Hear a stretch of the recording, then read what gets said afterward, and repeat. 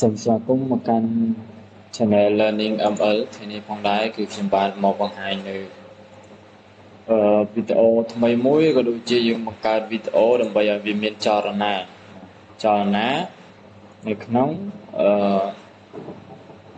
ដើម្បីយើងធ្វើវីដេអូយើងចង់បានវីដេអូអីមួយដែលមានចលនាអញ្ចឹងណាអញ្ចឹងដើម្បីយើងធ្វើបានគឺយើងត្រូវវាយពាក្យ Google បាទ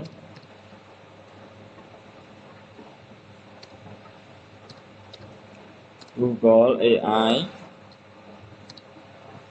Studio បាទ Studio យើងវាយ Studio ហ្នឹងណាអូខេខ្ញុំយក Studio ខាងលើហ្នឹងអូខេយើងវាយប៉ុណ្ណឹងមកយើងឃើញGoogle AI Studio ហើយយើងចុចលើវាមកវានឹងទាមទារឲ្យយើង sign in បាទអញ្ចឹងយើងចូលមកបានប៉ុណ្ណឹង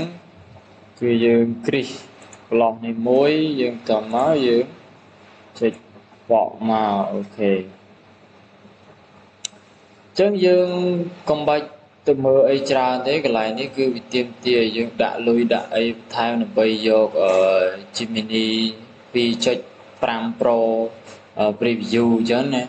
បាទហើយកន្លែងនេះទៀតគឺវាឲ្យយើង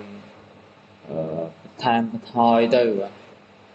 អញ្ចឹងដើម្បីយើងធ្វើបានយើងមកមើលវីដេអូនេះអូខេចុចមកវីដេអូតមកយើងមកមើលកន្លែងនេះយើងមើលកន្លែងនេះបើយើងចង់ដាក់បដេកបើយើងចង់ដាក់បិឈរអូខេអញ្ចឹង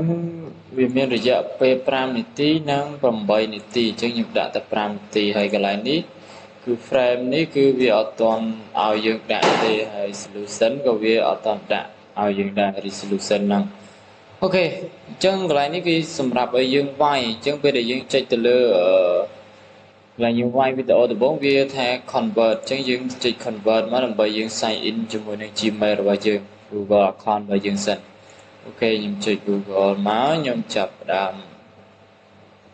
អូខេយើងចុច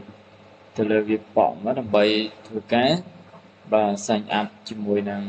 Google AI Studio ហ្នឹងក្រោយវាបានប៉ុណ្ណឹងហើយបើសិនជាយើងមានរូបភាពក៏យើងបញ្ចូលរូបភាពទៅហើយយើង save prompt នៅក្នុងហ្នឹងទៅអូខេអញ្ចឹងខ្ញុំសូមសរសេរ prompt បន្តិចហើយខ្ញុំសូមសរសេរនៅលើនេះតមកខ្ញុំសូមcopy វាយកទៅដាក់នៅក្នុងអញ្ចឹងខ្ញុំចង់បានអីគេខ្ញុំចង់បានមនុស្សកំពុងតែរៀនកំពុងតែស្ទូចត្រីអូខេអញ្ចឹងឥឡូវខ្ញុំសូម